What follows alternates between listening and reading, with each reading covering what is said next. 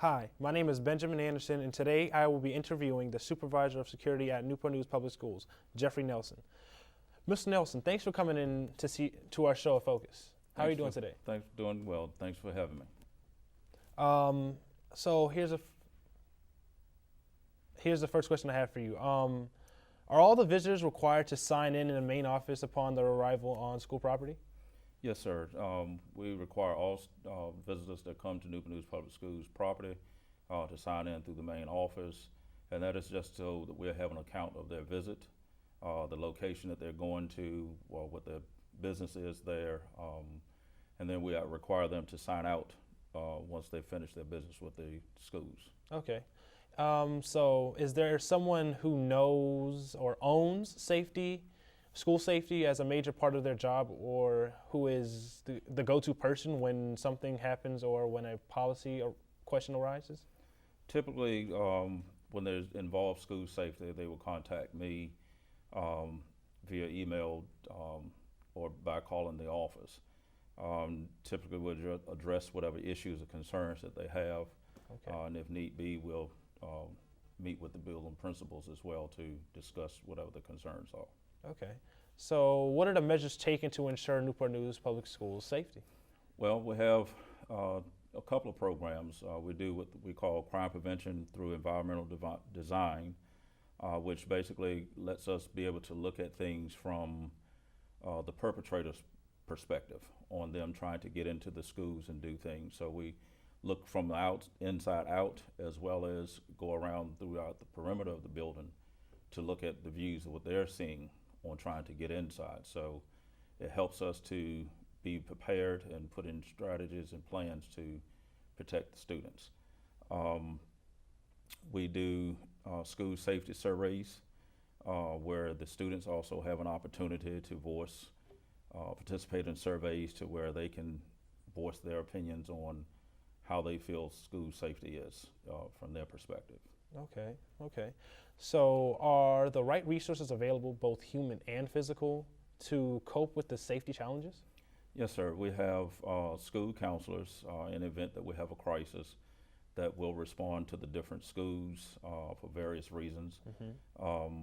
We have students, service specialists, I believe it is, that also can come out to help with the students in the event of crisis, or even faculty members.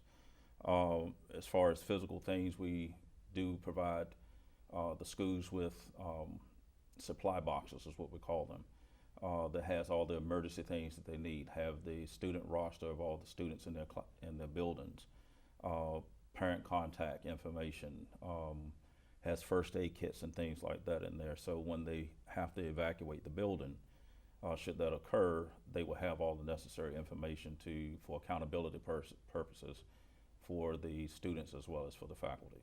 Okay. Is there enough of an effort towards prevention of safety challenges? I believe so. We have a safety program that we do here at Newport News Public Schools. Typically, the employees will go through various videos to watch that they're required to watch each year.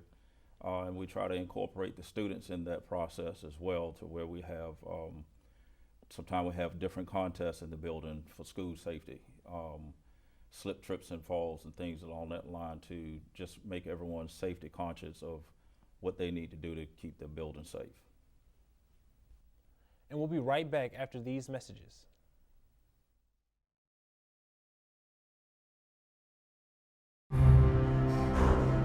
It's about putting others first. It's doing your best at whatever you do. It's about being honest with yourself, with everything. It's all of these. It's more. It's commitment. This message is brought to you by the U.S. Air Force.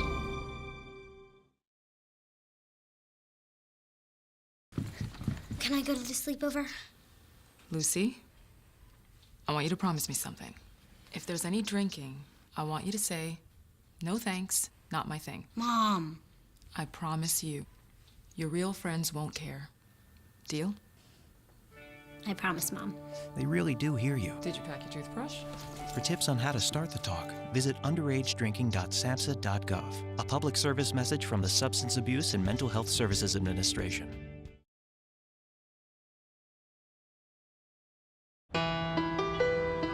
You might feel like there's too many problems in the world, or that, you as a 15-year-old, 16-year-old can't really make a difference. It's not always about you. It's not just one person. It's a group. It's a team. Just that simple act is transforming someone else's life. It's one of the best feelings in the world. It'll just make you feel so good about yourself. I'd do anything to convince you just to be a part of this.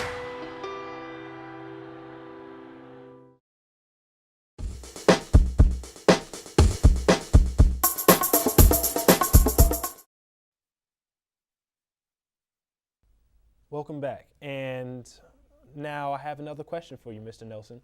Are there any anti-bullying programs in place?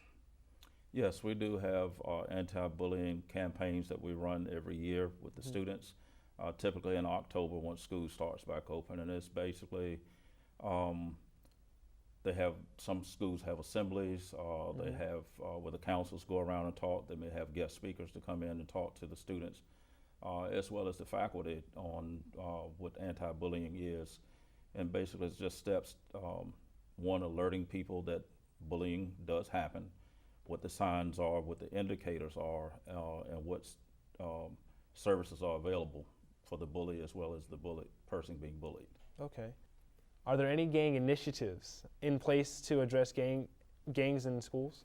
Yes, sir, there is. We have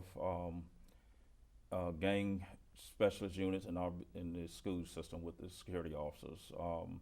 And what we primarily do is when we talking to students, if we see that they're doing indicators with regard to being affiliated with gangs, or they are self-proclaimed to be gang members, we step in and try to provide them alternatives to the gang life. With our counselors, we have outside resources that we use through the city, as well as getting their parents involved to also let them know, be aware of what's going on, what we're seeing from their students, to have their input as well to get them the best services that we can to help them. That's great to hear. Is the school as hazard-free as possible, both inside the building and on the grounds? I believe so. We have plant services that go around and inspect the buildings on a regular basis, checking for debris and things of that nature. The custodians make sure that the school grounds are clean and clear of things of that. And we, with that, they do building inspections. We have the fire marshals that come out to also do inspections of the buildings to make sure that we're in compliance with the rules that they have. Okay, so is there a good coordination between the schools and the local first responders, as such as firefighters, police, and nearby hospitals? Yes, sir. We have what we call our crisis plan.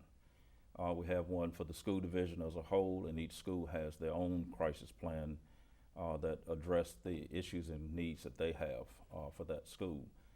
We do have these other agencies to come in to work with us in planning the crisis plan so that we can make it as efficient as possible. The goal is to mitigate any threats that we have and try to work through the process when we have a crisis within the buildings. Okay, so are there provisions to maintain clear lines of communications in different emergency scenarios? Yes. When we are in the midst of a crisis, we use plain English. We don't use any 10 codes because that can be confusing when you have outside agencies coming in. They may not have the same codes that we use. So we've been instructed by federal government, by FEMA, to just use plain language when we're talking so that there's no miscommunication as to what's being said. Okay, that's great to hear. How will you protect students from natural disaster? Well, school safety is everyone's responsibility. I've always said if you see something, you hear something, you say something.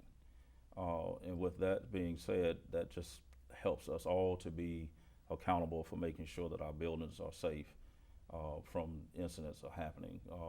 We encourage students to talk to adults when they see things, when they hear things, and to report it, because it takes a team effort to make sure that we keep our buildings safe.